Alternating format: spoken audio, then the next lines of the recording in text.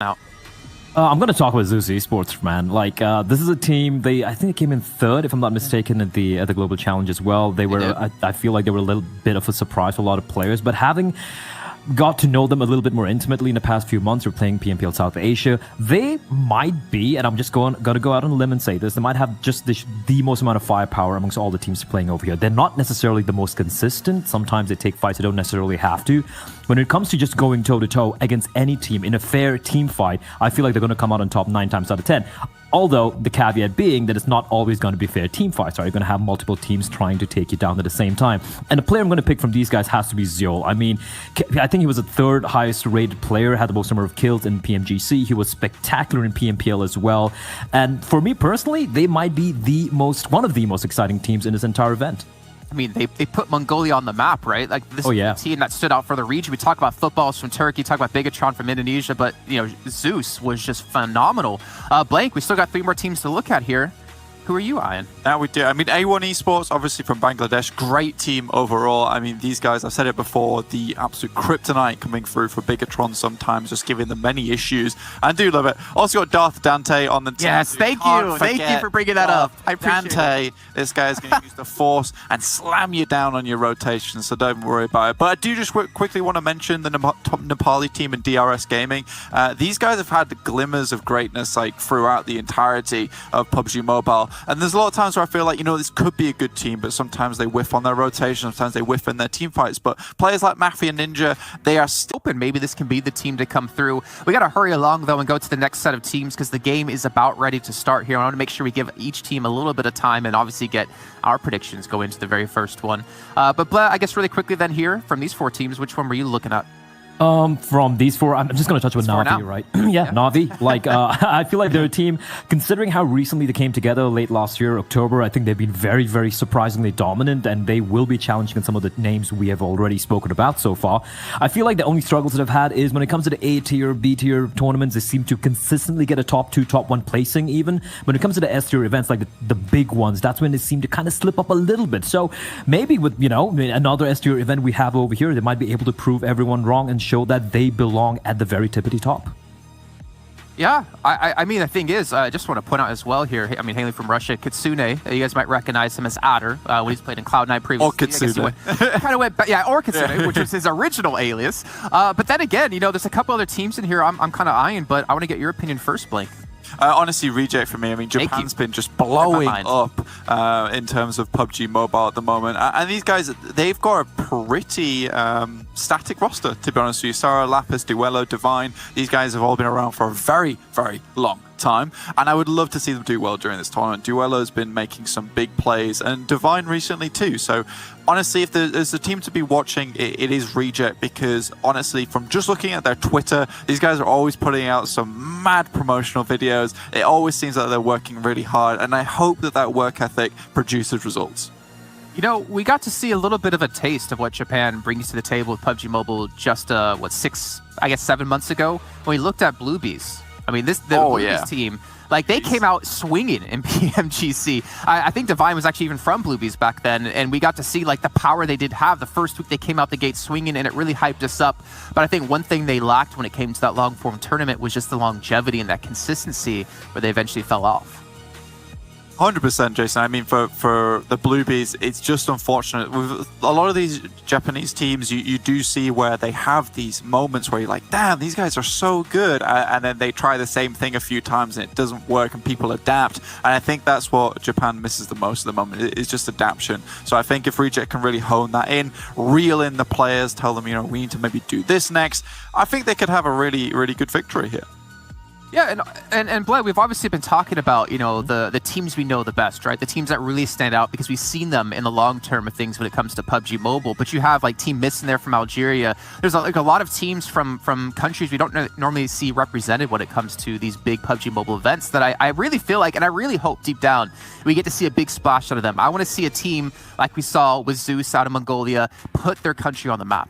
Oh yeah, absolutely. And I feel like an event like this was just not a long-form event like a league, where I feel like some of the underdogs when it comes to league tournaments, they kind of, like you said, Blanca, they run out of steam, right? They kind of start to struggle a little bit. Maybe nerves gets better of them. But it's a 4-day event, 5 games every day. You have a real opportunity to kind of shock and awe a few of the more established names coming out here. So I would love to see, like I said, Jason, some of these teams coming out from Algeria, like I mentioned, even some of the Japanese team, for example, really step up and maybe, hopefully, surprise all of us.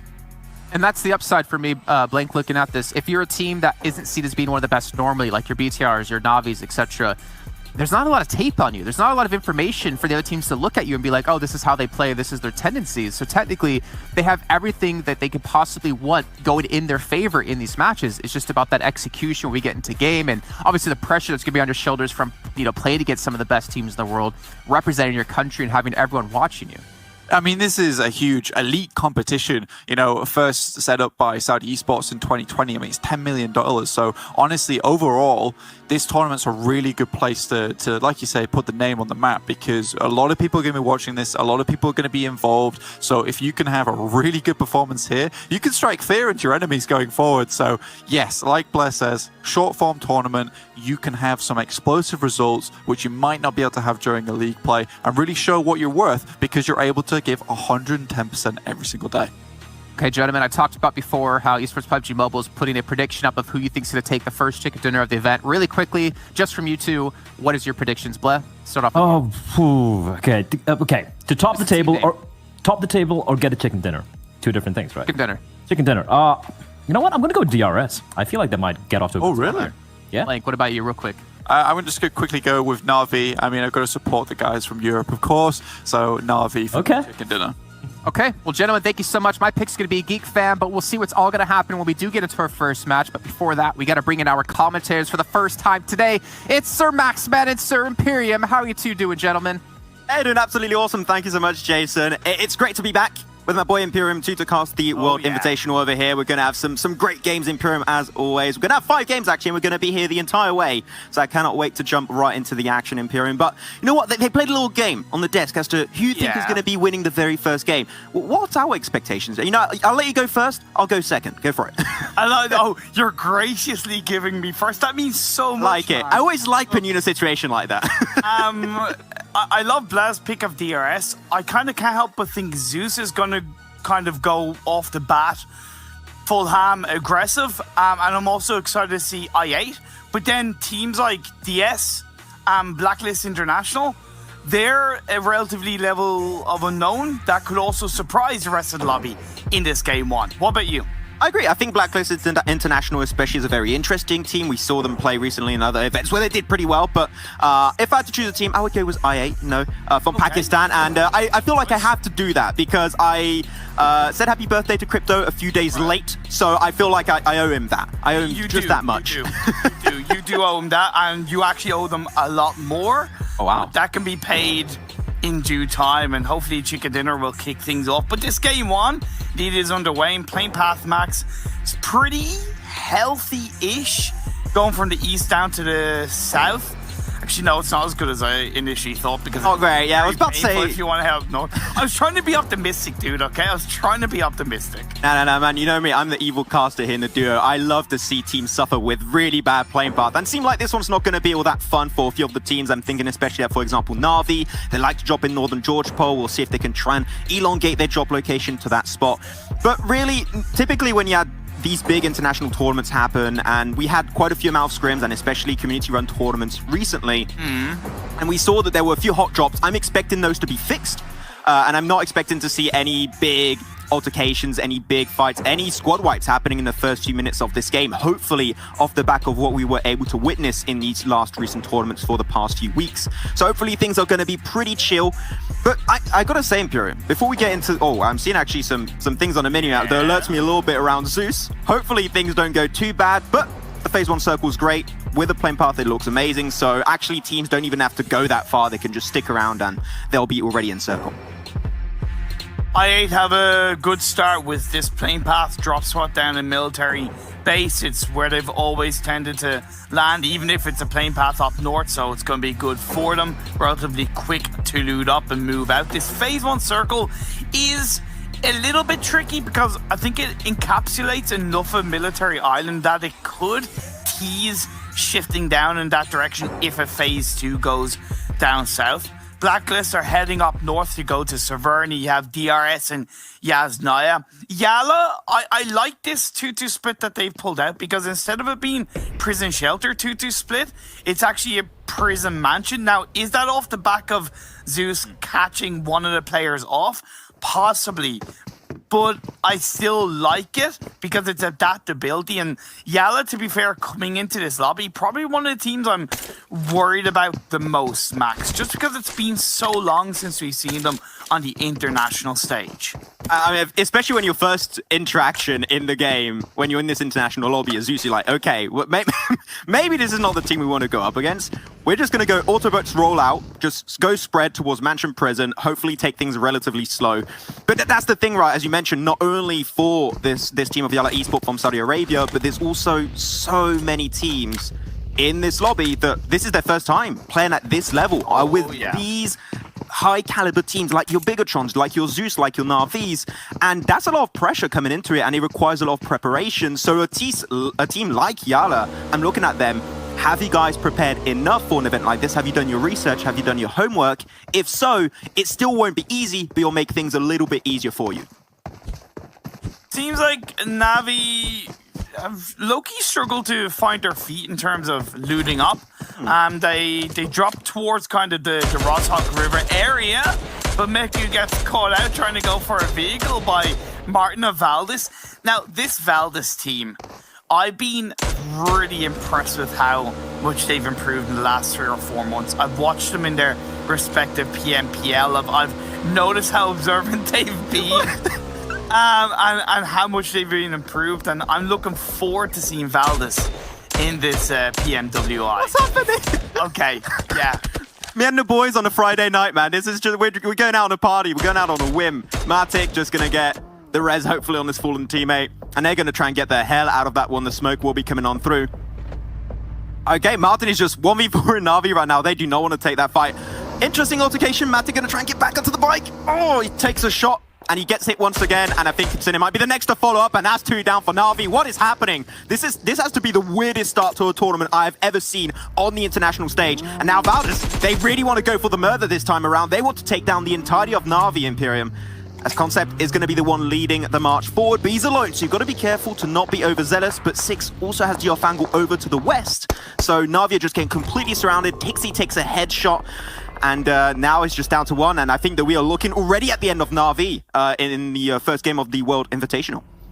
Like, it was extremely straight up stupid of Na'Vi to even attempt to go for that revive, to be honest, right? It was 1 player down. There was no need to try and go for that revive like that. You could have just gone to North George, looted up as a 3-man, and yeah, okay, you're a player down, but at least you're not a whole squad down like they are at the moment. So a very shaky start and some weird decision-making being made from Na'Vi. Like, even at the start, they were extremely lucky that it was just Martin that was there. If it was more than 1, it would have been even worse, even quicker for Na'Vi. But, hey, opportunity arises. Valdez are going to grab that. They get the squad up, and essentially 4 free kills in that one for Valdez, and hey, good start.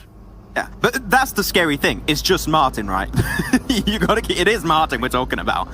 Teams already going to be on the move, and they mentioned on the desk, right? There are a few teams, and especially from countries we don't typically see that much, and this is going to be Team Myth from Algeria, already on the move. Currently, they're looking to try and enter from the more northern eastern edge. You've got to be careful. You've got teams like Yala, DRS especially. I remember DRS back in the PMGC League stage. They used to play as Nipod. But Yala, you've very heavily gotten away with that one, my friends. They'll be able to join up now and move in. They're in the center of this phase 1, which does make sense for a team to have lost a player early on. A1 are going to be a little bit down towards the southwest of them. Zeus as well, who already have a kill on board. And the Xavier, they dropped in Pachinki. They're just starting to move out of it. I don't mind, but I also think it's a little bit late of them moving out of Pachinki, where they're not getting as much information on the kind of more central / eastern side of the map. I think this is a decision making that's purely based on the information they gathered through recent tournaments and scrims, as I did mention. Normally, you would see teams rotate relatively early to get that information you just rightly mentioned, Imperium, but because they know that there are not many teams that drop around that spot right now, they could take it slow. And I think that's okay, right? If you are going into the unknown, scouting is even more important. When you know how teams drop and how they rotate, you can slow it down a little bit and just play around your loot a little bit more. Hope tier 3 helmets, tier 3 vests, and play around that a little bit more. But they're already moving to Xavier, as you did say, and they are, I believe, pushing himself currently onto Potato Hill. Yes, that's exactly what they're doing. So they're going to have a 2-2 split and already having some kind of information coming in their way, which is great. And it is relatively central on the circle itself. So I think the Xavier's got already a recipe for success. Of course, we need to wait and see where phase 2 circle tends to go. But the rotation away from Military Island, should I say, to the southern side is going to be a little bit slow, as we might see a little bit of an altercation towards the western bridge. Reject a little bit spread, but you've got to try and be careful where you're not ready to defend that bridge camp. Both teams seems like they're going to be avoiding each other coming into phase 2. It's a nice centralization on this phase 2, and I don't think it's south enough that Military Island will be considered, at least for any of the teams. As far as the hard shift, it could still be, but I don't think any of the teams are going to take that risk. Fnatic Zombies, they're still in Novo, but they should have a bit more space coming in on towards that eastern bridge side. They gotta be aware that they have a lack of information. Now for the teams that are in a centralized location, A1, Zeus, BTR, the Xavier, there's gonna be a lot of action that they're gonna have to protect themselves around, right? 360-degree cover is gonna be required, and up on the roof, Dante taking those shots. That's a good way for A1 to start the controlling area around them. I'm surprised that Rabbids actually got that close to a compound that he had no information about. That is a no-no in PUBG Mobile Esports. You do not do that. If you know there's a team that's going to be in a compound, especially don't get close to it. If you don't know, then it's always a risk. And Darth Dante on top of the roof, he's just the eye of Sauron of the lobby right for the compound, making sure no one could get around, and he could just also scout that information for his team. So everyone also in a relatively good spot, and especially in that phase 2 circle, they're right in the dead center. So they're not going to move anytime soon unless the team wants compounds to pick from Imperium right now. It shouldn't happen for the next 5 to 10 minutes, I would say. Wells have a lot of space on the northern half of the circle, still in Rozhok.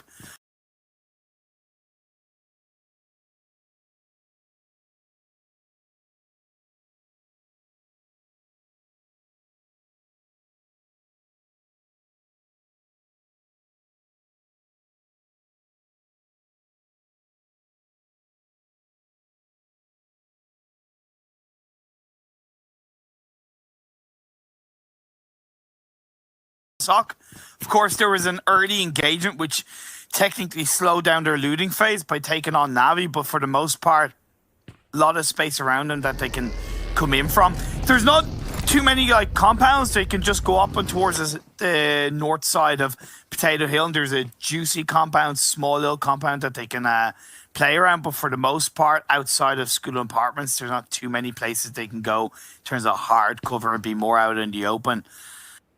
Man, Blacklist International coming in through Ruins. They're another team that are still outside the circle.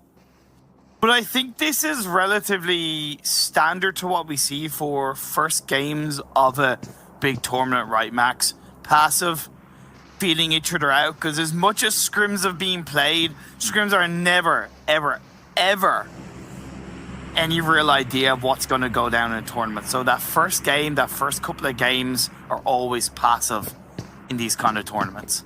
You just can't be like, oh, that happened in scrims is going to happen now. Well, that's not how it works, unfortunately. It does represent a good portion. I would say maybe 80% of what you see in scrims will be replicated in the actual tournaments, but there's that little piece of unknown that changes, and that is what really can surprise you. And we're playing PUBG Mobile, right? This is a game where a split second of indecision, or you're just completely surprised and flabbergasted by something happening, you're done. Your team is just squad wiped instantly. So that little information gain can definitely make a really big difference. Though Myth, they already made a difference in their position. They started moving in, playing a lot more onto the edge side, not ready to really take the fight, but they are currently surrounded by teams, and the only way for Myth to really avoid any kind of fights with the likes of DRS, Yala, or even DS Gaming is to just go down south around Milta and enter that way into farm.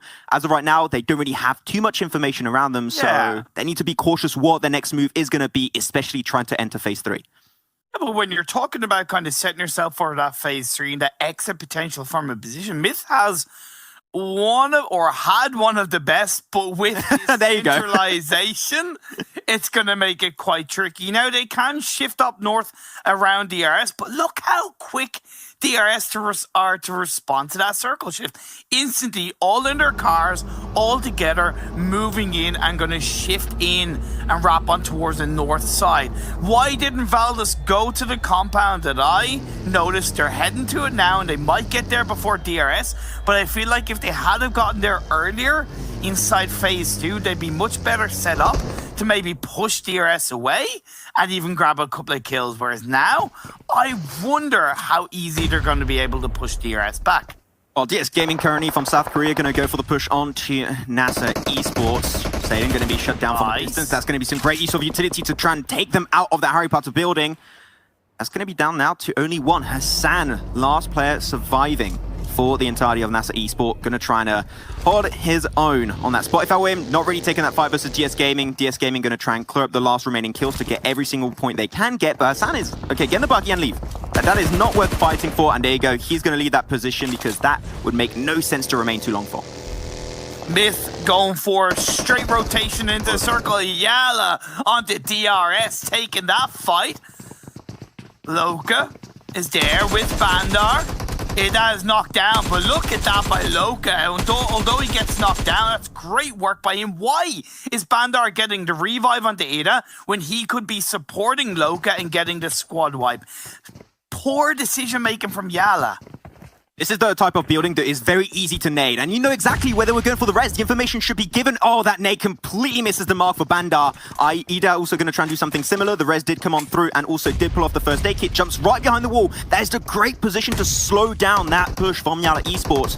Oh, the nades are just completely exploding up this building, but AJ seems completely untouched by those grenades coming on through. Bandar now going to go for the push, try and wrap around. Does he have the information? No, he does not. Bandar loses his head in the process, and now it's going to be a 1v2 Ida left remaining, but this and it's currently a lot of teams on the outskirts of the next circle, so this is not an easy rotation for the Japanese representatives. Not at all. Myths have a great spot inside the circle.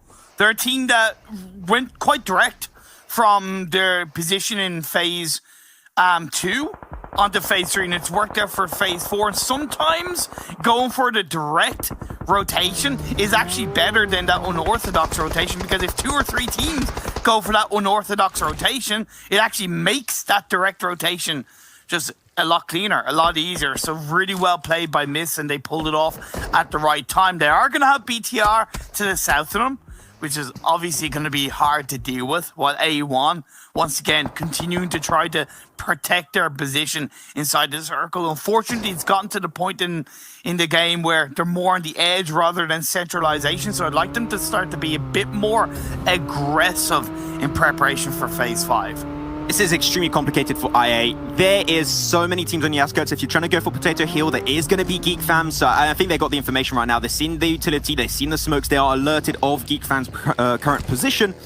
But they're just trying to slow things down a little bit. But it seems like they want to go for this fight, because if they avoid it, they're just going to get backstabbed by Geek Fam from the high ground of this Potato Hill position, and you are going to be in such a bad spot. It's not even worth taking. So you got to think: do we go for the full-on aggression, or do we go for the fight? And it seems like IA want to go for the fight onto Geek Fam.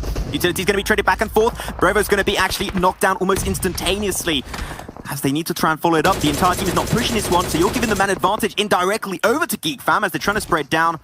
But the DP28 shots will not connect any further. So this is a nice attempt, but unfortunately the execution did leave a little bit to desire, Imperium, as Geek Fam are just holding it down super strongly and show no signs of weakness. That was pretty good from IA, because they know that it's pretty safe behind them, but I don't know why they sent 2 people so deep into that team fight. If you're going to send any, just send 1. Don't send 2. Now they're down to 2 players. They're in a desperate situation. That decision was quite poor, and maybe shows their lack of experience. Look, I was talking to Crypto yesterday on his Instagram live, and they are full of confidence coming into this, but you got to be able to back up that confidence with good decision making, and that decision was not good, and they'll be struggling with 2 players left. Hey, you know what? It's just the first game. We've got 20 games. Hopefully they can try and learn from it a little bit. We've got 3 wrangles too, so this is great. It's going to be a really valuable experience, though. IC is going to be able to get himself a great knock onto one of the players of I8. And now it's only Crypto. He's got an MT49, though. You've got to be careful. They do spawn out of crates now. So they're going to be in the wild everywhere for you to pick up and use to your team's advantage. They're going to try and go out again, trying to get the intel. He's trying to look for that nade. Will he get it? He's trying to cook in time. It looks good. It's such an easy nade to connect on, and he does get the double whammy. That's Icy clearing out I8 as they get eliminated in 14th. Welcome to the PMWI I8, representing Pakistan with a lot of pride, and I'm sure you'll do so much better in the following games. But as we move on, 13 teams left. DS Gaming outside the circle. That shift did centralize once again. Gotta say, for the first game of the day, these shifts have been incredibly calm, right? I feel like it's allowed, for the most part, teams to play very smoothly to how they want to, and to really position themselves strongly inside the circle if they've made the right decision to do so. Hopefully that's going to be the case. Zeus have yet to really move away from their spot this entire game. They've been chilling. They've been having a real good old relaxing time. So got to be careful. Teams will try and take down your position very soon. Though Valdus, the murder versus DS, they're going to have a little bit of back and forth, try and making sure they can zone out each another, but Valdus see there's no value in this fight at all the time being. So we're going to try and move on forward, though. A1, there you go. That's the fight currently happening. There's Blacklist International. Jarrah's got to be a little bit careful. The mollies are going to be chucked. That's going to be a down low, but no, they take so long to actually get that knock. And actually the molly does come on through, but will get the knock at the very end onto Jackson. Now he's going to go for the push. That's going to be a great engagement from Sinister itself. And this is amazing from the Bangladesh team. Though, can you try and close this one off properly with Dante to back you up too? This is looking so good for A1. As Blacklist also down to 2. Tira and also Alas. Things are slowing down because of this utility so far. Use the force, Dante. Use the force. Alas, he's using it. Knockdown comes Alas, but no. Oh, Alas from behind. There you go. That's the 1v2 currently happening, and A1 Esport get completely swiped out of the lobby in 13th place. And that's the 1v2 clutch. That's what we need, and that's what smokes do. It takes a little bit of a harder toll on your team, and it makes it a lot harder to deal with. Though, Zeus is going to be having Icy completely cornered inside this Harry Potter building. Though on the bottom side, there is something to work out with Icy. If he does a very similar nade from earlier, he could take down the entire opposing team, but it seemed like they're going to give him a shot of its own medicine, as Icy will be knocked and away from the rest of the Zeus squad. There is, of course, third parties from the Xavier, from the Reject Scarlet player, so there's a lot to contend with in towards an open high ground position and towards the northern side of the circle. Geek Fam trying to deal with it, but Godless is just picking up with those SLR bullets. So good from Godless, and a nade. A nade is going to hurt Geek Fam massively. He takes him out. He takes his own team out. The thing with Zeus especially is that they have not been fighting for a big portion of that game. That means that all of their resources are currently at the almost tippity top of their bad capacity. They got everything they need: utility, bullets, weapons, and also they're going to have that full HP vest and also their full HP helmet. So they are going to be fully prepared to take any fight that comes their way. But they're going to have to take some fights talking about that because of this phase 5 shifts. Go straight down south over to the western edge, looking amazing for the likes of Blacklist International. They're going to get slowly but surely contested by BTR. That has been relatively silent this game, and they're going to try and sneak up on Blacklist International to maybe sneak that position under their control. Xavier feeling the pressure. Blacklist, really good cover shots being fired up, and let's be fair, they have the circle in their control, and BTR are to the southeast of them. They've been relatively quiet in their game, and it might be their time to wake up. Will BTR grab the first chicken dinner of the day, or will it be the Philippines representatives, Blacklist International? Have to wait and see. It would be great to see a Filipino team kind of perform well on the international stage. Not really a country we see too much of on these big events with a lot of the top teams. And intrigued to see if they can try and get some good results. It's going to get battered down by BTR. Does get knocked though for his trouble. So that's going to be making things a little bit easier. But Gary, the old player of Power 888, will try and go for the full-on engage. It seems like they want to try and avoid potentially BTR. This is not a team you want to take a head-on-head fight for with Xavier, as they do get eliminated out of the lobby. So now we're only down to 6 teams in this game. But Zeus, they're going to start moving forward versus Geek Fam, but Geek Fam having a real hard time actually trying to hold on to the northern edge. A Liquid. Fine, trying to push in. Zuxi's still on the outside of the circle, which I think is very strong, but it's getting to the point where they've allowed Valdez to get back up to find their feet in towards this fight, and that realistically shouldn't have been the case. The passiveness from BTR maybe is going to be the death of them as the nades are being fired up, and Zuxi does get confirmed up.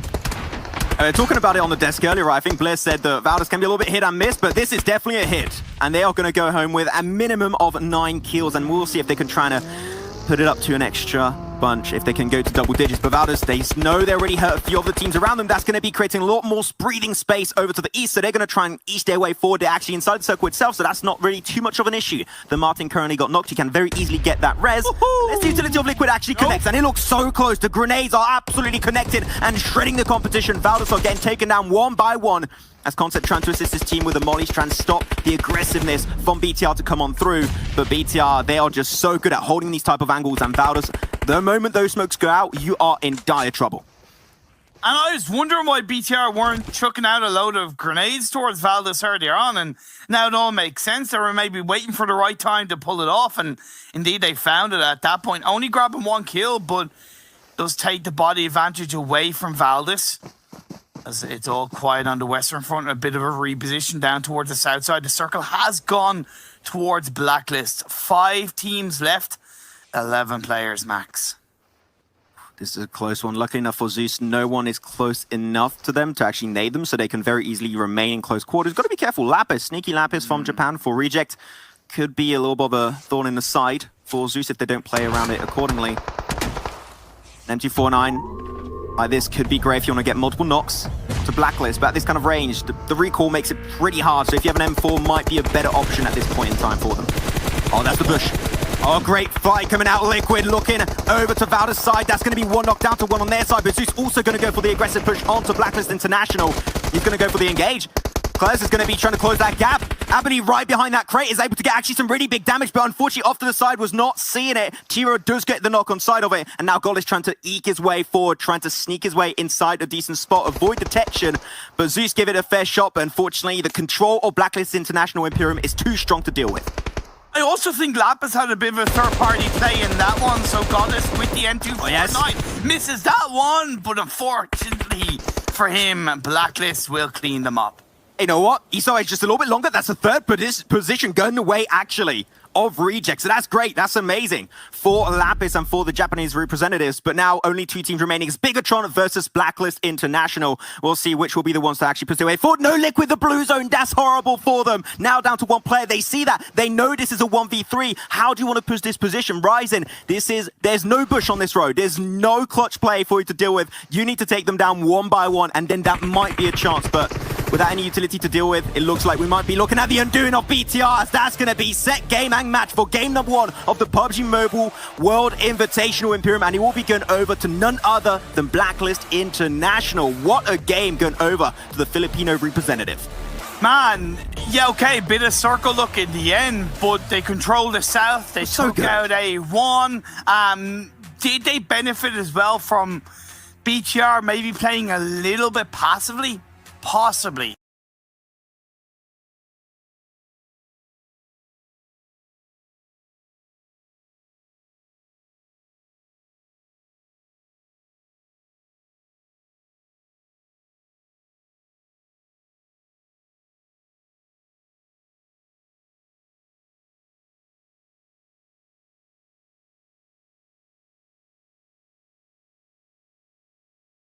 With this team, and that's absolutely fine. That's how they're going to catch up. That's how they're going to make it happen. So I still have faith in the boys in Na'Vi.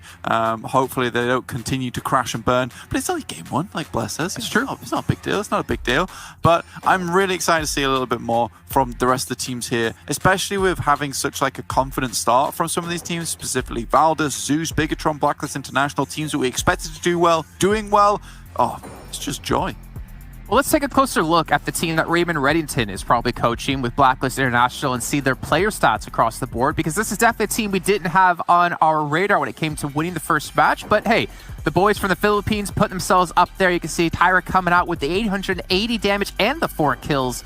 everyone, I mean, already playing pretty well. Yeah, you see a couple of numbers like 200, maybe 300, but not everyone can stand out on a team unless you're going to completely dominate an entire lobby.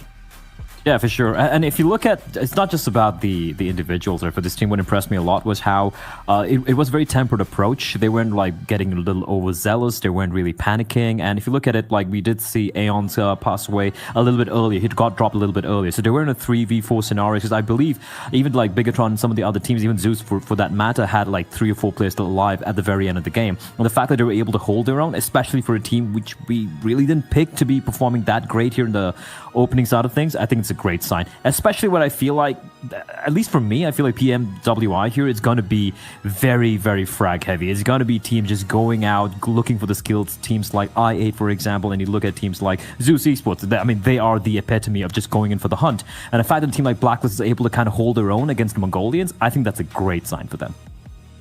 Hold their own against quite a few different countries. And again, it is not only just team versus team, but it is country versus country. And speaking of that, we're going to take a closer look at 2 teams in particular that you wanted to dive in on. It's going to be Valdez and it's going to be BTR. These 2 teams putting out the kills when it mattered. Again, you talked about being frag heavy, Bleh. Well, we're seeing these 2 teams really live to that occasion, really force that to happen. I mean, here, Jason, you got Bigatron Red Aliens over to 23 points for Valdez. Valdez putting up 1,822 damage and 741 healing. So these guys really had to go through the war zone to get to where they placed here with 16 points total. Really well done to them overall. I think playing Edge was very nice. They got a really good scouting position for Potato Hill, moved down from there. They played Edge quite nicely. I think for Bigatron Red Aliens, if you swap the 2 positions for Valdez and Bigatron, we might have seen something very different there, purely because they had very similar play styles. Just Bigatron, they kind of eked out at the end with the circle coming down towards the south, whereas Valdez, they just had to travel a little bit too far, as you can see from the healing. Yeah, and I think what's kind of interesting for me is that, like, this is just, I don't know, maybe I'm exaggerating a little bit, but I feel like this is just another match for Bigatron. Like, this is not crazy numbers. This is not subpar numbers for them. This is just kind of the standard it feels like it's become for BTR.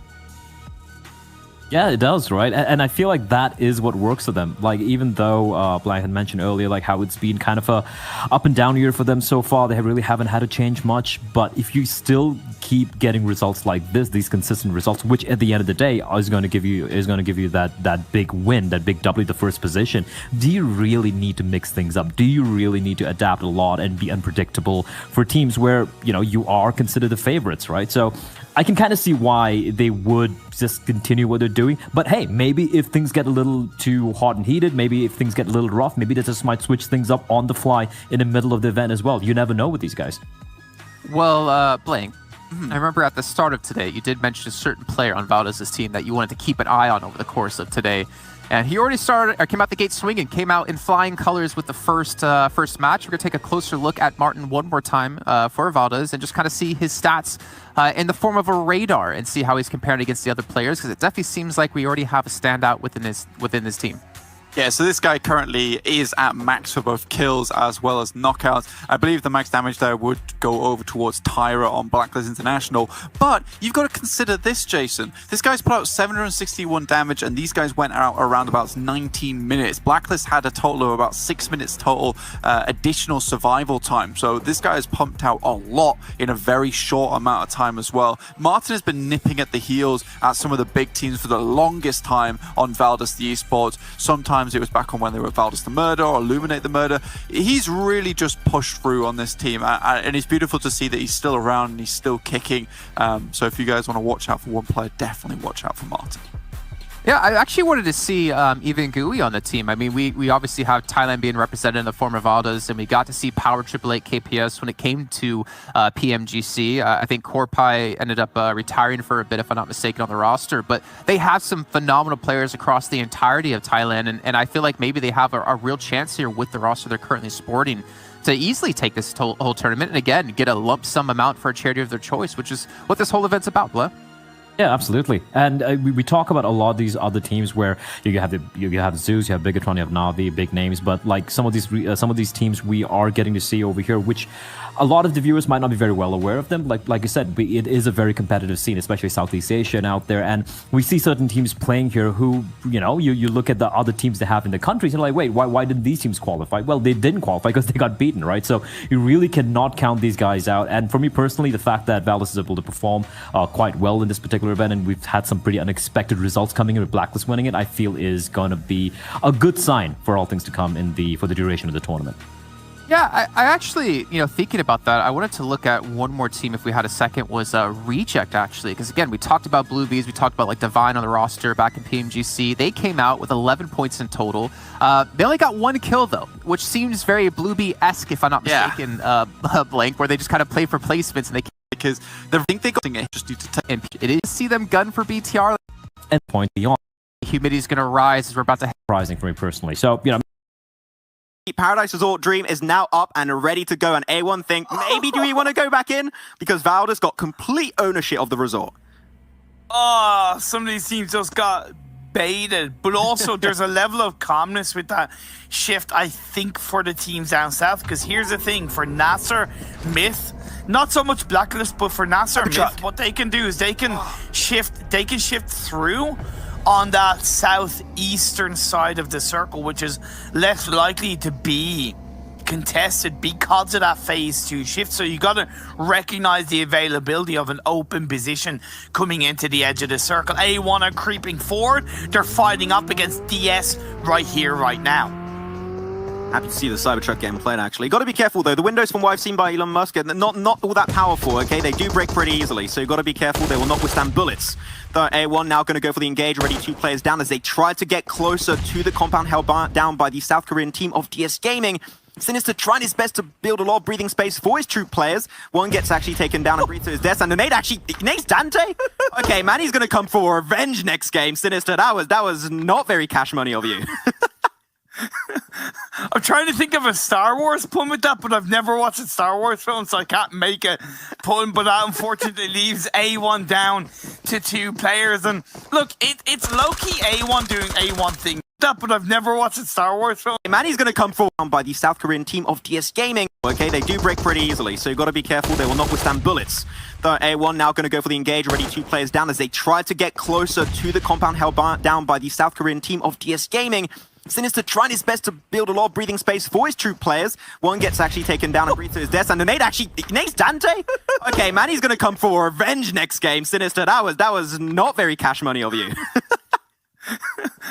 I'm trying to think of a Star Wars pun with that, but I've never watched a Star Wars film, so I can't make a pun, but that unfortunately leaves A1 down to 2 players. And look, it's low-key A1 doing A1 things, right? They're a team that like to be aggressive, that like to fight, that are very kill-heavy. They don't really tend to survive into the top 3, top 4, as Blacklist International, the winners of the last game, are getting a good few shots onto Myth, who are now down to 2. That's what we say about this team. They're so controlling when they have a strong position and you know that there's going to be a team coming their way. They will push out. They will be hyper-aggressive to make sure you cannot pause any threat to their spot, and that they're going to keep complete ownership of that compound. Lur's already on an off angle. Alas also. They got such a wide spread. There's literally no escape for Myth. They delayed this rotation so much, and now it's so hard for them to play around. Hosem and also Rio still going to be up and ready to go. But really, is there anywhere else to go? If you want to try and wrap around, this is phase 3, about to go into phase 4 blue zone. The take damage is ranking up pretty heavily. It is. And because they've been in the blue zone for the longest time, do they have enough meds to survive a phase 4, a phase 5 blue zone? Okay, he's got 35 bandages. Maybe. Maybe. But here's the thing, though. Here's the thing for Blacklist. I think it was right that they gate-kept Myth, because I think they're at the point in the game, and I know it's only phase 3, but you're at the point in the game where if you're so far away from the circle, or if you know there's a lot of traffic in front of you, you're actually better off gatekeeping and kind of going for kills rather than some kind of position in a circle. I don't know if it's gonna work out for Blacklist, but I get the idea behind it. Are they actually able to push it over? We said them being down to a 3-man team could make this a lot hard, and it seems like they are indeed struggling versus Xavier.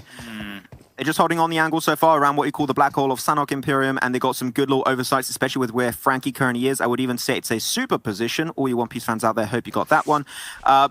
now moving forward, this is a circle that's great for A1. Really happy, Chappy, that the fact about the fact that they did move away from Paradise, but now there's a lot of attention coming their way. Can A1 actually defend that spot now in the future? That's what we're hoping to see soon. Well, I have a feeling that we're going to lose 3 or 4 teams.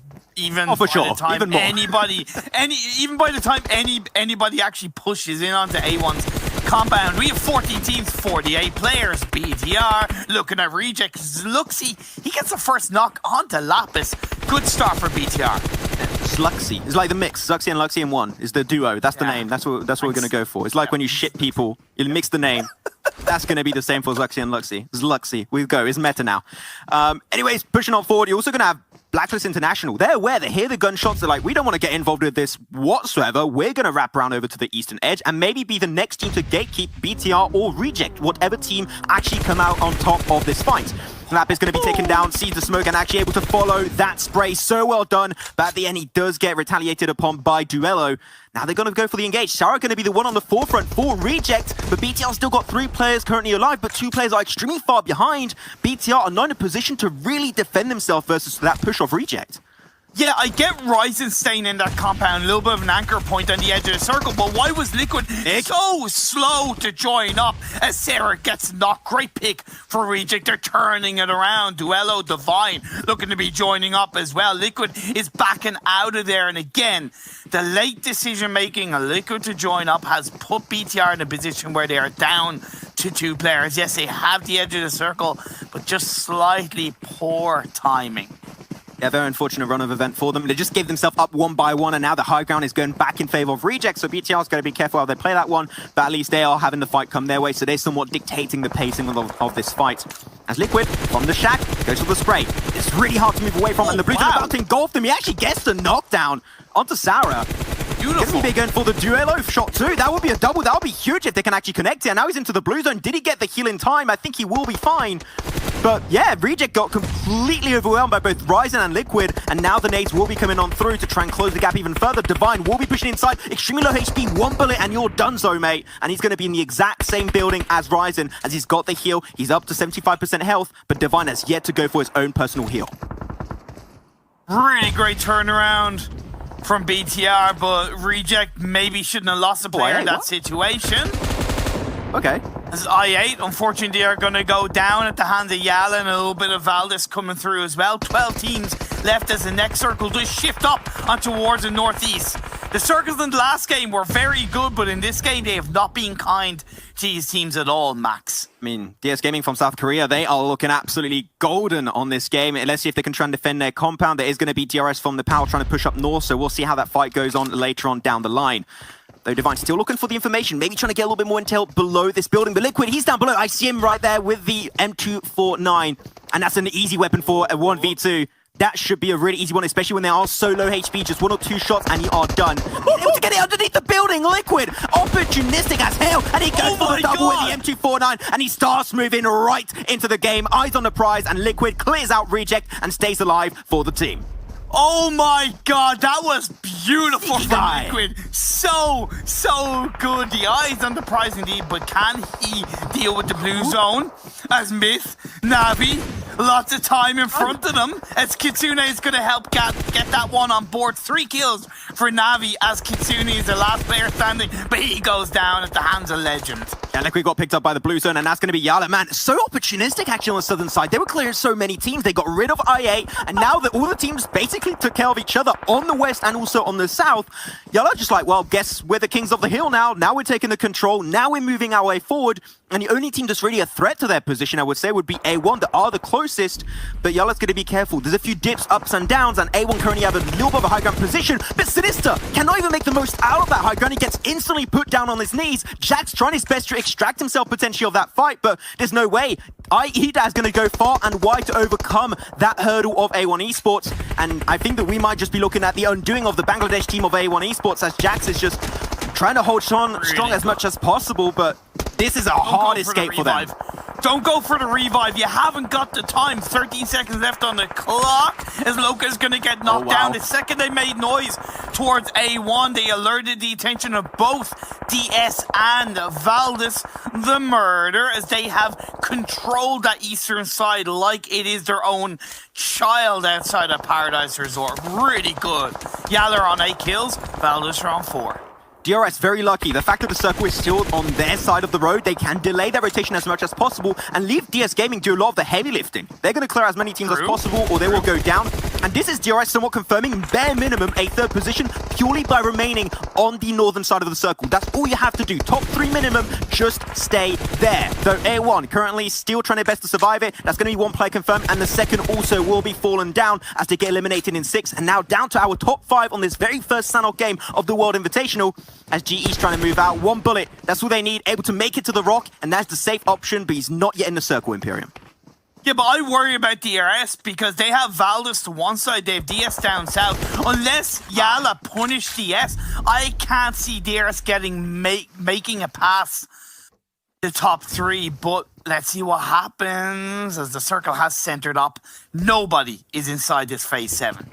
That's actually a great play from Valdez. They actually just put himself a 2-2 split. Oh, sorry, 1-1 split. Gooooooo onto the northern side, 6 onto the south. So they got so many options. They can pick whatever position they want to play from as a one-man and just hopefully have things work out their way indeed. Though, I'm surprised. DS Gaming were not defending the south too heavily, but now they actually pull the players onto the southern side to take that fight versus Yala. That's 1 great nade onto Loka, and now it's only going to be Edat trying his best to go for the heal, but he's in the sight of Sporter as he takes him down, and DS Gaming get himself a total of 7 kills. The South Korean team here are absolutely popping off on the Sanok game, Imperium. Yes, great control down on the south. Now they can focus on the north. 6 is knocked down. So that does leave, unfortunately, Gooooooo left on his own. The former Power AAA player found his feet inside Valdez. Let's see if he can work wonders. But DRS, they could be distracting DS Gaming at the right time, which could allow Gooooooo to slip in on the underside. But with no cover, he is going to be open season for the pickings.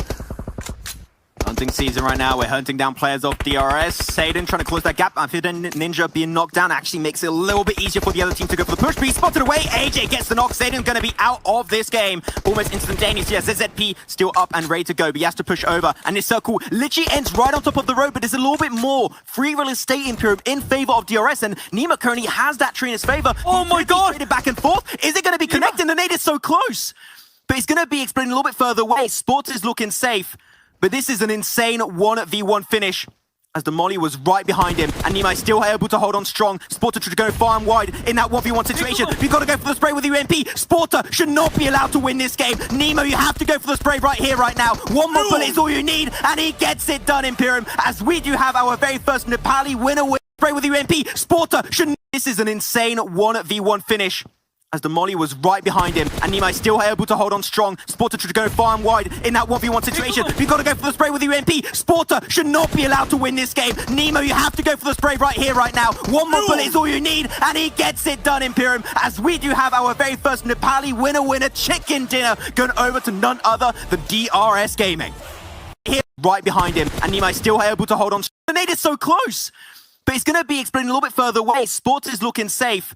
But this is an insane 1v1 finish. Trina's favor. Oh my God! P still up and ready to go, but he has to tap. After Ninja being knocked down actually makes it a little bit easier for the other team to go for the push. But he's spotted away. AJ gets the knock. Satan's going to be out of this game almost instantaneously. Yes, ZZP still up and ready to go, but he has to push over. And this circle literally ends right on top of the road, but there's a little bit more free real estate Imperium in favor of DRS, and Nima currently has that tree in his favor. Oh my God! Traded back and forth. Is it going to be connecting? The nade is so close. But it's going to be exploding a little bit further away. Sports is looking safe. But this is an insane 1v1 finish as the molly was right behind him, and Nima is still able to hold on strong. Sporter to go far and wide in that 1v1 situation. You've got to go for the spray with your MP. Sporter should not be allowed to win this game. Nemo, you have to go for the spray right here, right now. 1 more bullet is all you need, and he gets it done, Imperium, as we do have our very first Nepali winner chicken dinner going over to none other than DRS Gaming. That man... Nepal OP, DRS OP, that was beautiful, and I wasn't sure if they were going to be able to survive going down to down that hill from the north. But the fact that Valdez did go for that 1-1 split, I think was a big reason why they end up winning it, because it took away an angle of third partying from that side, and that only that allowed them to focus on DS. And I appreciate and respect how kind of aggressive DS were on that push away from the compound, because they knew they had to be, but then it was left in that 1v1. And despite having the rock as cover, Nima really kind of pushed him so heavily with the nade and then forced him to make a move, which allowed Nima to control the end. It was almost a clutch molly coming out from the other side, actually. There was a molly that was literally right behind Nima. Yep. You could barely see it. There was a few little flames that I could see at the bottom of my screen. That molly would have been thrown just a little bit shorter on the throw, and that was DRS's game going out of their hands instantly. They would have been second, and that would have been going the other way. Yeah. Lucky enough, though, Nima, as you said, able to push out the opponent there with his nade and actually able to push him out of the rock, and then just made it very easy. I'm surprised he took so long, actually, to go for the spray, but the more you delay it, the easier it's going to be to connect that shot, and you're given less response time, and it worked out great. So yeah, DRS, there we go. We were hoping to see an Apali win eventually today, and game 2 is the one where they do put the money in the bank. Yeah, money in the bank indeed. Such a good way for them to start day 1, at least with the chicken dinner, off the back of what was a poor team fight in the first game of the day. Navi impressed me with, at least in terms of how they turned that fight around. I8 also having a bit of a better, more aggressive game, but because of the circle shifts, and it's not often I say that the circle shifts were, you know, a kind of an F for a few of these teams, but those circle shifts in Sandhawk were incredibly tricky and allowed for that kind of claustrophobic play to come through towards the end where teams got caught out. That was a cursive F, you know, just a very good looking one, because it was very hard to deal with. Then we had the great clutch play from Liquid on the M249 and able to clear out the rest of Reject. The South was very hard to play with, and because of that, Yala would want to capitalize the most out of that kind of situation and get himself in a strong spot. But unfortunately for them, there was going to be DS Gaming playing in such a strong spot. And you know, we're talking so much about DRS, but DS Gaming, sure, there were not too many teams trying to contest that position, but the moment Yala Esport were trying to threaten their spot, they went guns blazing, or should I say even nades blazing, as they completely took control of that spot and then won it. And then they do get himself a second spot, with Sporter trying to go for the push last second, and Nima actually able to get it. But it was close. We did see Nima's health bar go down quite a fair bit, so never know, in another world, in another dimension, that could have been a win going the way of DS Gaming. Yeah, for sure. DS Gaming had a fantastic game and they deserved the strong result they got. But Valdez, before we go into a break, 2 games, 2 strong results. This team is looking consistent. Looking really strong. We'll see if they can try and keep up on that one. But we're going to be heading on over back to the desk after this break to try and break down our second game here over on Sandhawk. When the world has safe and effective COVID-19 vaccines, how can we that could succeed this? Exactly. Now, if you have to rotate up north, you see Zeus, you know where also the Xavier are going to be, and you can even spot just a little bit. Talk everything that has happened in this last game, and what a game it has been as well. DRS Gaming, Nepal coming out on top in their first match overall in this event. Great to see them come out. They defended a. It was. And I'm just super excited blazing in the big. Even to get to where they actually ended up in that circle. It wasn't easy for them, but they made it happen regardless. DRS coming down from that northern side as well. I think that's one of those positions where on Sandhawk was very important from Thailand. So Ricky Meal there stuff we want to get done before we get into this next match. So we're gonna go straight from here. The PUBG and Nima again at the very end, closing things out from the one-on-one. Yeah. Segment a little bit later on. Very, very happy to see you up there with strong results. To emphasize actually what you're saying, look at the top right of your screen, currently the top players. Ida is currently the top player, was 1,133 damage, I believe it was right there, with 7 kills total coming his way. So not only are they doing good on a team-wide scale, they're also doing good on an individual level, especially with Ida getting that clutch play in the first game on Erangel and able to make things a lot easier for his team on that game of Sandhawk. But I like it actually, all the top players, I don't know if you saw there, top players, they all from different teams, all from different countries, which is great. Normally you would see tournaments like this, it would be, you know, 3 players of Zeus or 3 players of BTR. No, it's all different, and I love to see that. I also love to see this. They're playing bump-in cards right now. Team Reject Scarlet also going to have a little bit of a chaserino with, I believe that was Myth. It is Myth. And they're just going to go their separate ways. It's good old fun over here in the World Invitational. We're having fun, Imperium. It's great. Well, with this phase 1 that has popped up and it's gone towards a typical southwestern side of the map, it makes sense that maybe Reject want to go a little bit more west of their normal drop spot, so they're already well positioned inside this phase 1 circle. Myth are going to go down to Primorsk, loot up, and then probably rotate up the coastal line of the western side of the map and situate themselves probably to the west of Gatka area. Zeus are going to have South George lootable to themselves, and they'll probably go to Everest is what I would guess they would go, because it's a great starting point to get a lot of information towards Gatka from Zeus. Everest for Zeus. And coming into phase 2, they have a lot of space to reposition for themselves. So Zeus, I recommend, will go to Everest. I think that would be a great play to go for, especially if you want to try and get information of what's happening inside of Gatka itself. Yeah. That would be one of the best course of action to do if you want to do so. I would say even stay there until you see phase 2, because you see a lot of circles like this where it is around the position of Gatka Fields, and then you have, boom, big hard shift up to the northern side, and then the most important position in that entire circle becomes Everest. So if you want to stay there for the long period of time and wait for phase 2 or even phase 3 before you start moving away with the information you gathered, I think that would be an okay course of action for Zeus to take. There are other teams that are got good position in the circle is Geek Fam, widespread inside of Gatka. That is something that we see happen a lot in Imperium. That is, I think, so one of the most famous strats to do when you drop in Gatka Fields. As long as he has a car, and if a team tries to contest you, you regroup. Oh, yeah. That's what you do. So Geek Fam, this is a pretty easy early stage, and hopefully they don't have too many troubles coming their way. Obviously, it's more clustered on the east with this kind of phase 1 circle. Nasser, Yala, BTR, DS, all kind of somewhat either edge or outside the circle. And that's where the Xavier, who dropped in Pachinki, need to be a little bit aware that if they don't disengage away from that city early enough, they could have 2, 3, 4 teams around them. So I would like to see them, even if they send one player up to Pachinki Hill to be a scout, to be some form of an anchor point to a better position coming in towards the end of phase 1. Either way, they do have to move out sooner rather than later.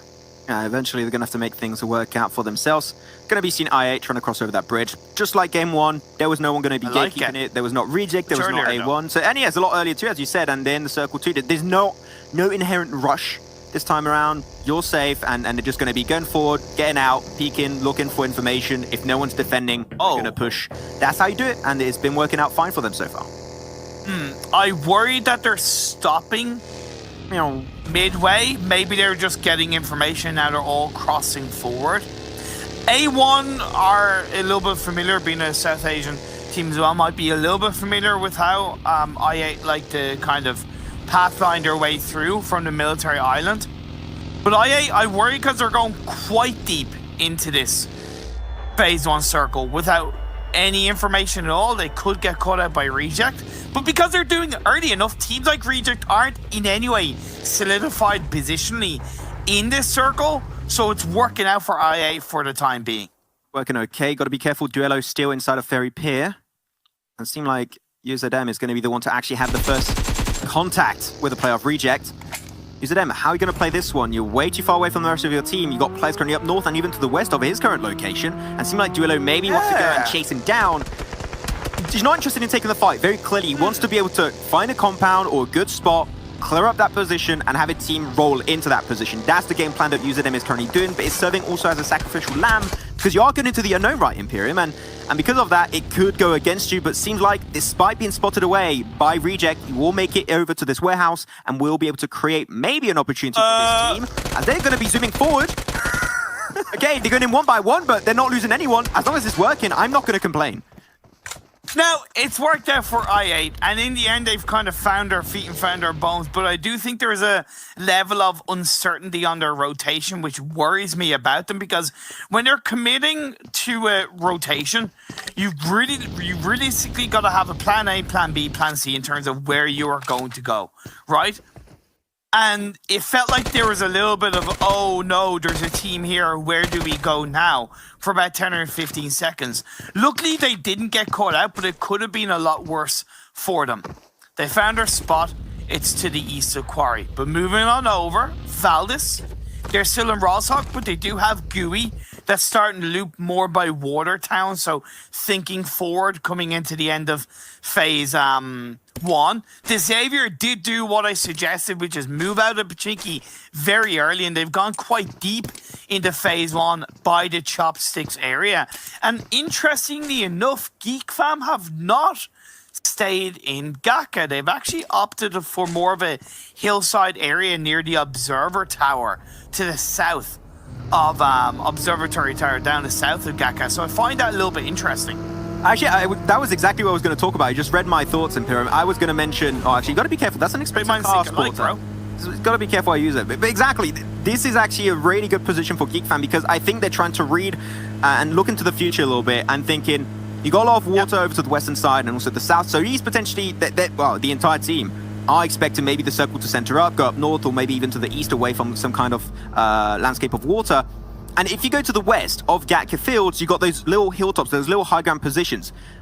From that spot, you can very easily scout to the east into the center circle as to what's happening. So if you have to go from from west to east, it's a lot easier than going from east to west, because you've got to go uphill. Yeah. So because of that, the information game and further rotation potential, I think that's a big brain play from GeekFam. Is that, of course, if they execute it properly, right? Exactly. It's all about the execution. You can have the nicest recipes in the world, right? You can have the most expensive, luxurious recipes in the world, but if you don't know how to cook those ingredients, you're not really going to have good food, right? Why are you talking about me like that? Why you got to put me on the spot like that? Like, was it that bad when I cooked you some pancakes, man? Was it? Come on, it's not cool. Not cool, man. Man, the horror. Oh God. Anyway, just have to clear my throat a little bit. But phase 2 has popped up. It's centered quite slightly, not quite nicely, gone up north, and that puts GeekFam's position.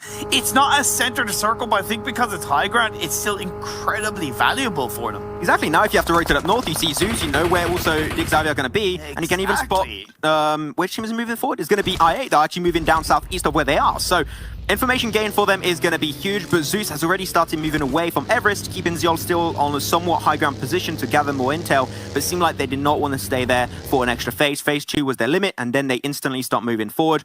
They're talking about moving. A few teams are going for a little bit of a edge circle rotation, especially A1. They're not going straight for the circle, Imperium. They're wrapping around the southern side into reject and trying to avoid the fights as much as possible. And seeing A1 do that, you know, I'm okay with it. Teams play edge, and it works great if you play around it properly, of course. It was also a little bit similar for Yala on the east, along with Nasser. But that was more of a product of the fact that they were already on the east, so that they were threading with caution. So A1's edge of circle rotation, a little bit more surprising, but I do like it indeed. Fight is going to break out between these two teams, though. Damus is looking to reposition. Going up with the rest of his team as Loka is knocked down, so Yala will be most likely down to 3 players. They have one inside that compound that's outside of Headshot Hills, but Valdis are already there, and they could be putting Yala under even more pressure, Max. Of derbies happening on this game of Wrangle, interestingly so.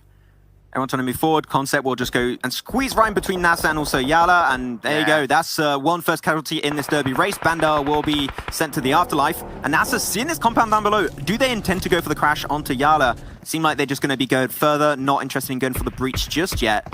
But now it seems like teams that somewhat solidified decent positions. Valdis looking to play from Headshot Valley and maybe get himself a few opportunities onto Yala. But so far, nothing of value has really happened so for now, just now.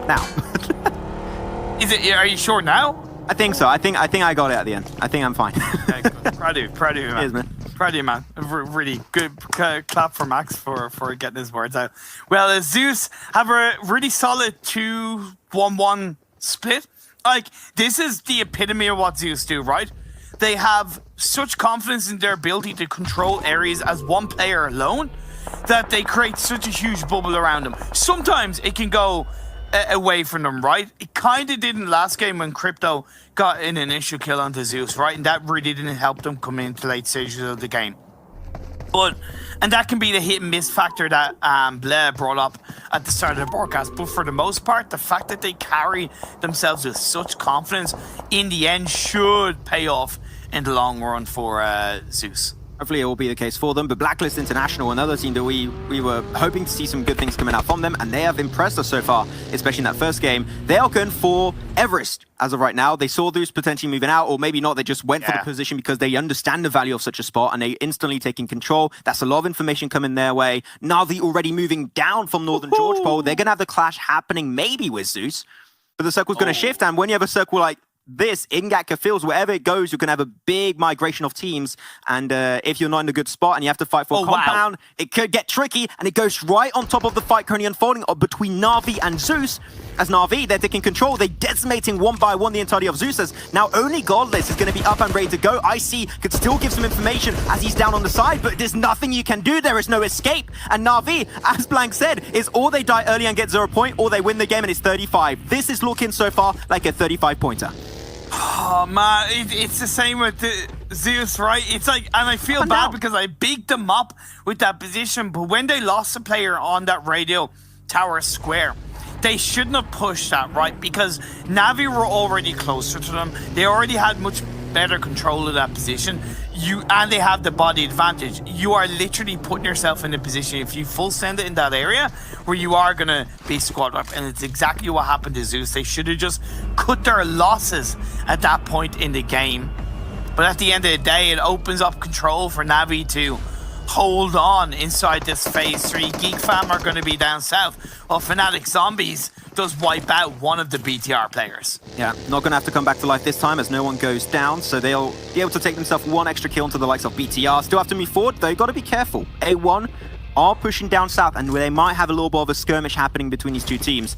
And Reject also complete. I love this rotation from Reject. If we could see the minimap at some point later on, you'll see what I'm talking about. They went for the wide rotate around Fairy Pier all over to the western coastline. They avoided every single fight they could have ever imagined, and then circle. I mean, that's great. If it works, man, I have no issues. This is a great rotation, rotate from Reject.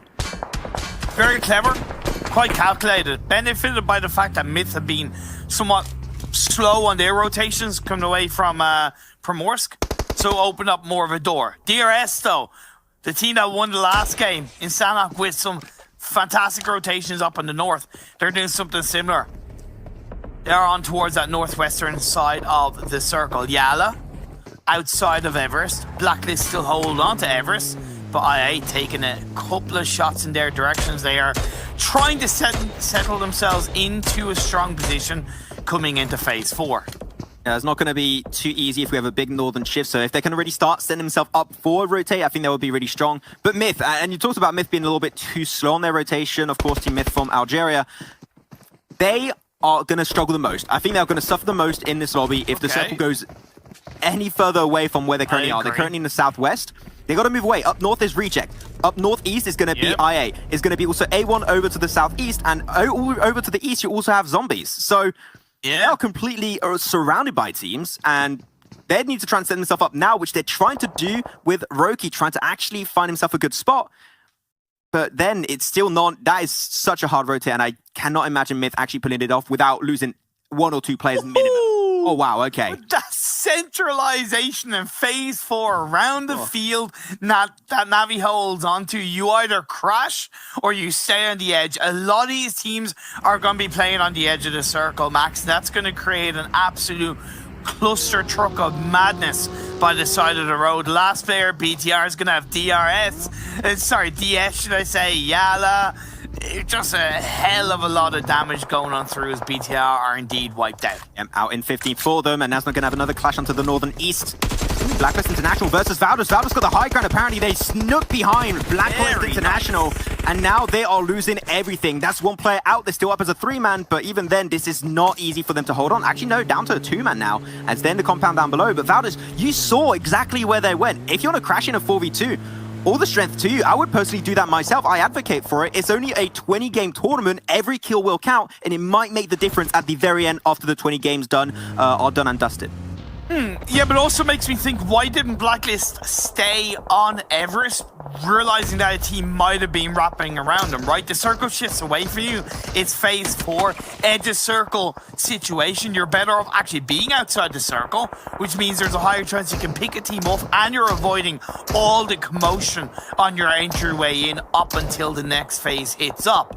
DS have really gotten a stranglehold over the Xavier and Yala inside this eastern side of the circle. Really good play from the South Korean side. Well, luckily enough, not going to be spotted by Mafia Ninja just yet, but Mafia Ninja is going to be spotted away. Nima with a DP28. Actually, this is a great weapon. Oh, he's just, there you go.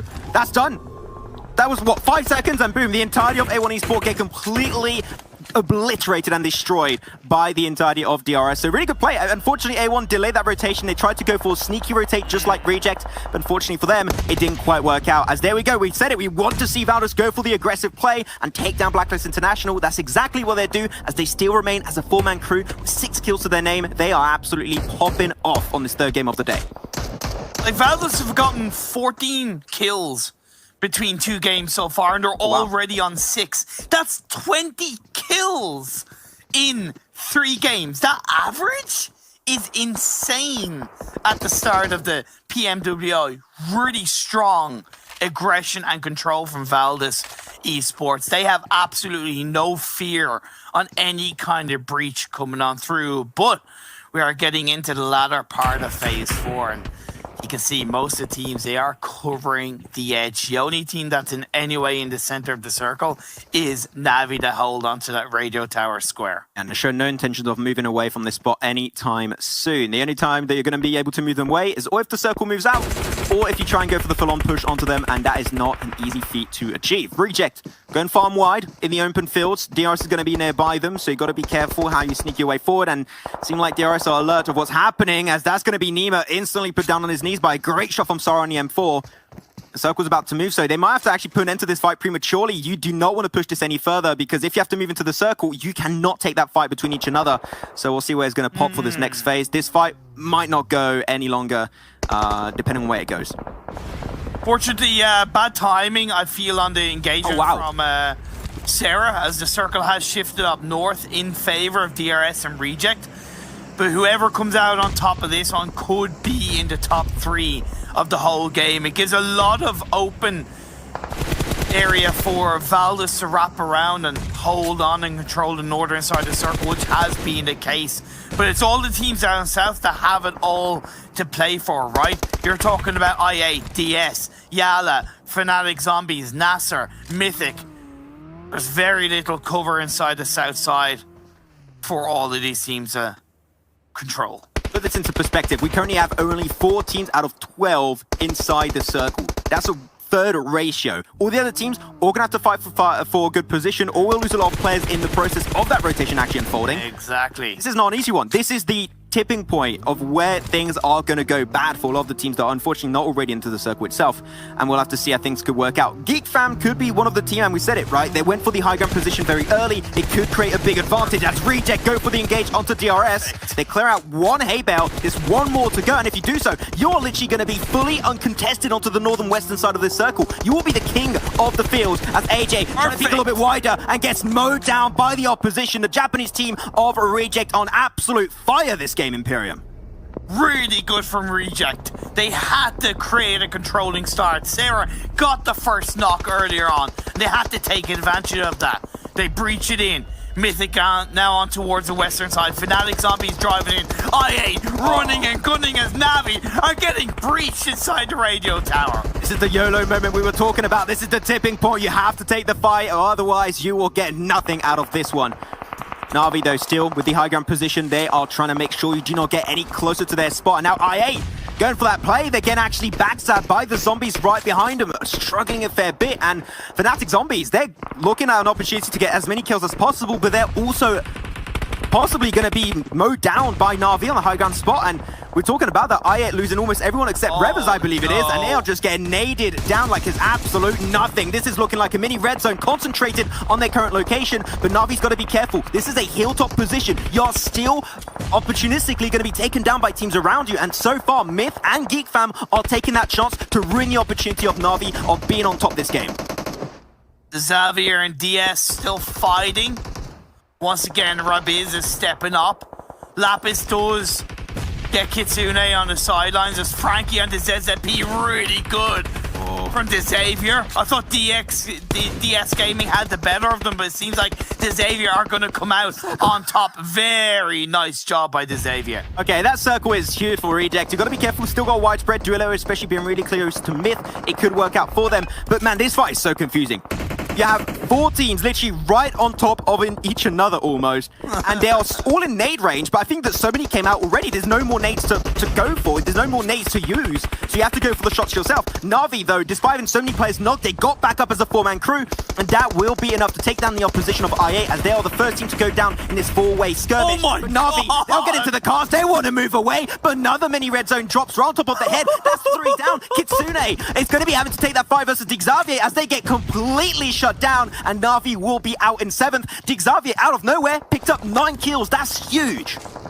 Good morning, Vietnam. Insane from the Xavier. Opportunistically pulled out. The fact that they were able to take out DS Gaming meant that they were able to then focus on Navi. And Navi weren't aware. They tried to disengage and they paid the price for it. Fnatic Zombies go down. Finally, 5 teams, 18 players left in the open field finish of a wrangle. Lamborghini sees a car of another brand and he's not happy, so he's going to mow that one down. And slow down the attempt of GeekFam to actually get into the circle itself. But they got to get through that field. They're going to do that with the smokes right now. And they're pushing very close to Myth. And Myth has been a relatively passive team this game, I would say, Imperium. So in terms of nades, they must have an insane amount to deal with. And that would make that fight so easy versus GeekFam that has been somewhat struggling to get in that spot in the first place. Aldous, though. Martin staying on the outside of the circle. Shots are being fired up. The Xavier has 1 knockdown, but 2 are now starting to breach in.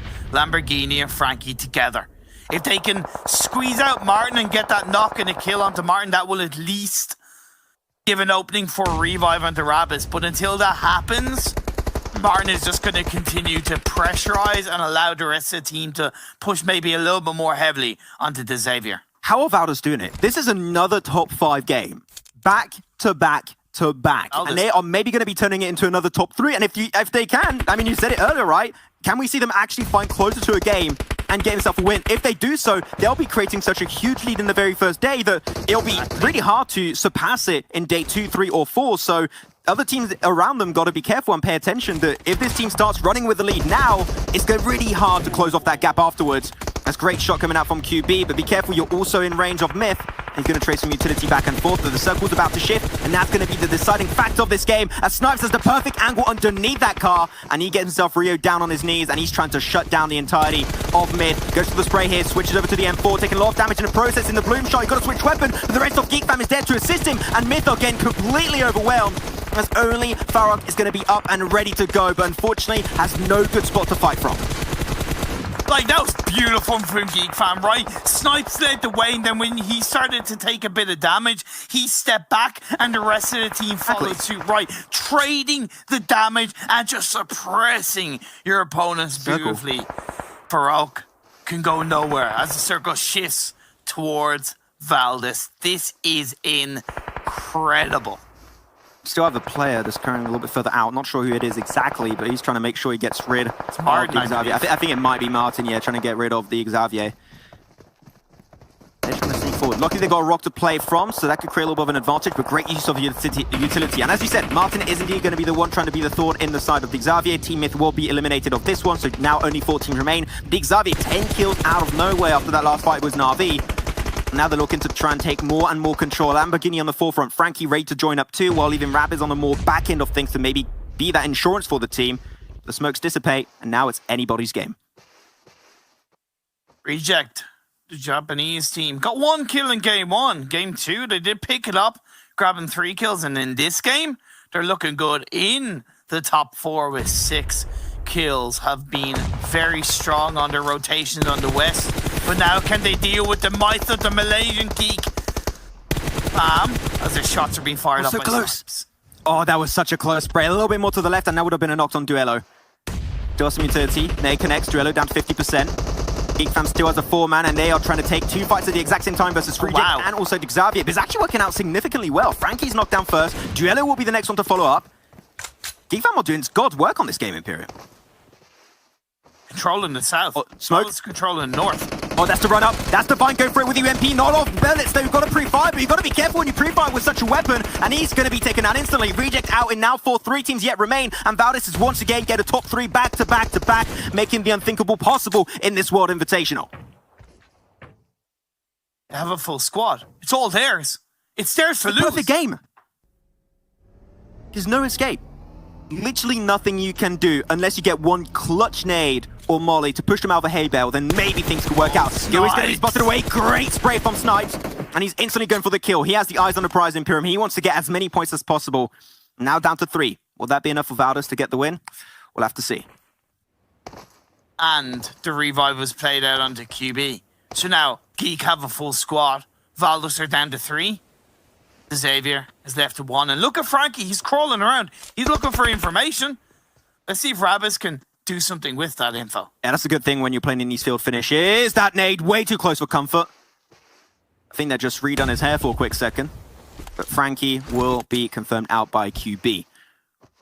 8 kills over to GeekFam 2. Seemed like that reposition we talked about, getting the information on the high ground, was so important for them to get in this spot in the first place. And now they're sneaking. And you've got to keep in mind, Imperium, there's a little bit of an overhang that is going in favor of GeekFam. That's extra information that split-second difference could make the difference indeed in those gunfights versus Valdez and GeekFam.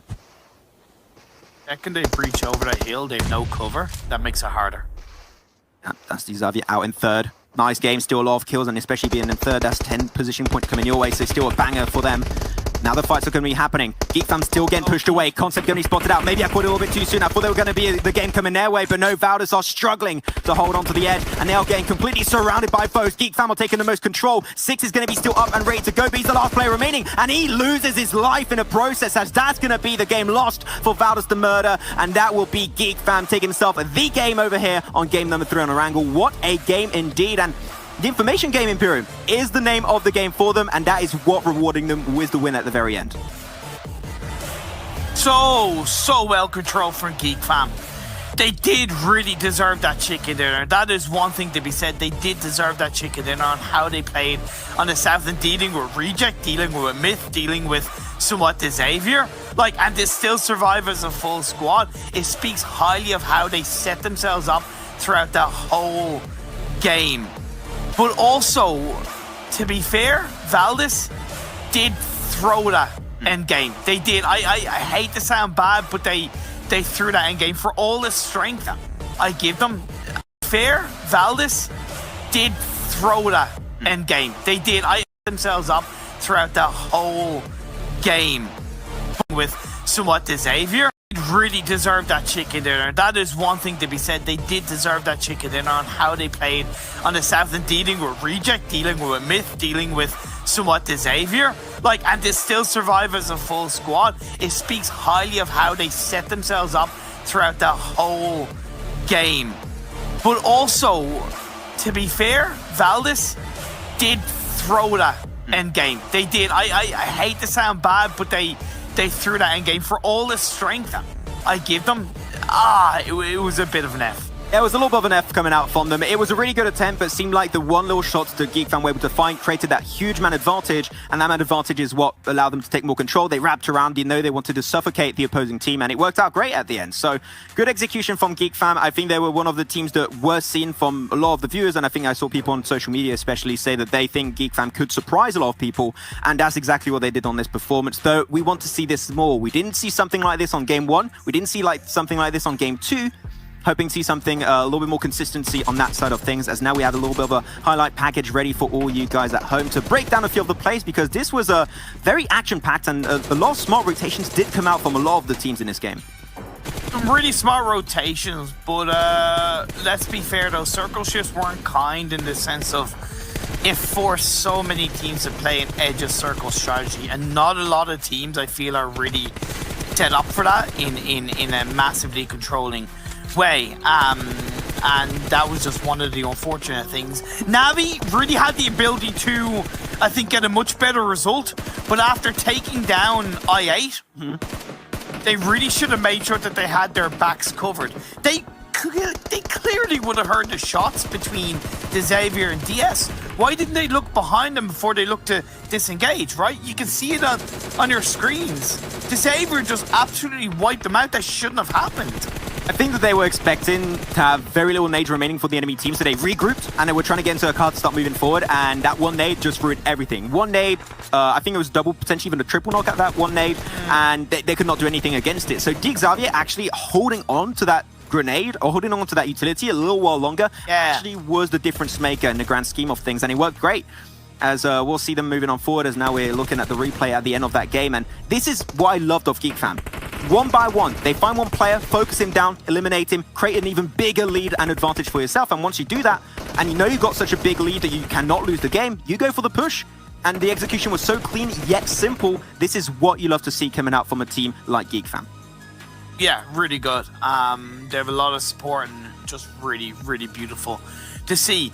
I know Valdez kind of throw the game, but we do have to recognize that at the end of the day, in every single game so far, they have secured a top 3. And that in itself is pretty damn pog. I was about to say, we can't argue with a 3 top 3s back-to-back happening, so we'll see. But man, great game from GeekFam, and I think there's a lot of intricacies that need to be broken down. So you know what? Who better to do that than the Desk Boys themselves, as we'll head on over to there right after this break. COVID-19 vaccines are already helping millions of us get back to normality. But for many more, they are still out of reach. The vast majority of vaccines are going to wealthier countries, leaving the world's most vulnerable people behind. The COVAX initiative is working to right this wrong and ensure access to vaccines worldwide. This is not only the right thing to do, it is one of our best routes out of this global pandemic. As new variants continue to evolve, we know that as long as the virus is circulating somewhere, nowhere is safe. Gavi, through COVAX, is helping to provide vaccines at no cost to 92 lower-income countries. It has already delivered over 80 million vaccines worldwide. With your help, we can protect millions more people, ensure no one is left behind, and help bring an end to this pandemic.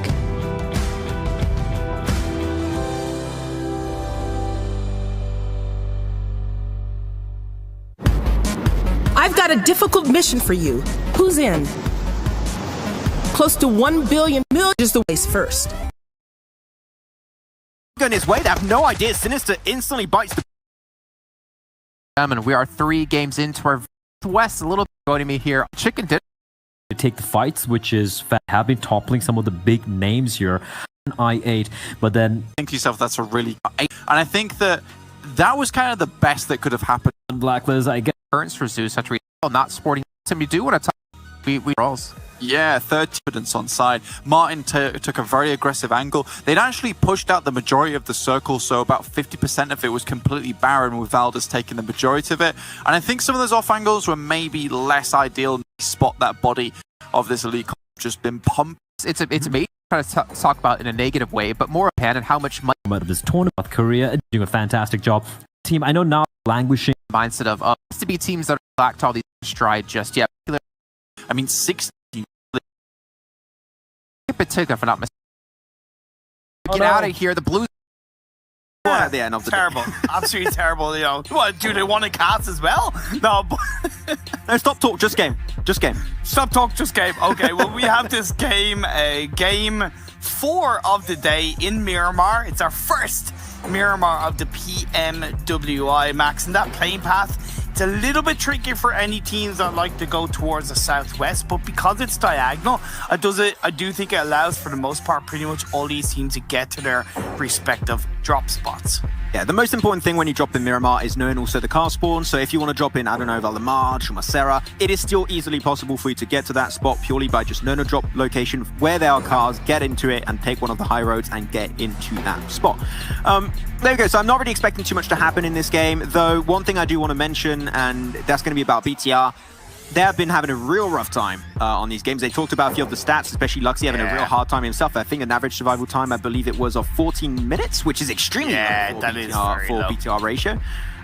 Miramar is I would say one of their best maps. I think they perform the best on it, and they are really strong when it comes to their rotation. So this could be the one to put them back on the saddle, put them back into the running, but it's going to require a lot because now you're a little bit behind, and as Blair said multiple times on the desk, there's not that many games. So now is the point in time where we need to look at BTR and be like, okay, now you get serious, and now you get into the game. But we also know that BTR are easily the kind of team that can just turn the heat up at the like PMGC, right? At a dime they can just turn the heat up and they'll go from like 0 to 100 in a matter of minutes, so to speak. So I know that they'll pull that out. Looking at where teams are dropping, be a little bit of a cluster Los Leones with I8 going for a split drop outside the Los Leones. A1 are already there. The Xavier are going to be on that western side, and when I was talking to Crypto and he's saying about dropping Los Leones, said it should be okay because it's a very big... I'll typically drop there, and they changed it. So intrigued to know what the game plan is for them at least this time. Though I want to touch upon what you said of maybe being a little bit hard to move away from Los Leones. I think it's actually relatively easy for them because we see the playing path. And one thing that I think a lot of these teams, literally all these teams are the best team of their country. That is straight up facts. That is how things work out. That is why you're at this tournament. That is why you're at this level of play. And they know how to read circles and also playing path when they work together. And you can have very easy entry points. Here you're looking at the southern western side of the circle. It's a very easy entry point. So I'm expecting very easy things to come out. Though, this is not going to be an easy fight, as we're going to have DS Gaming take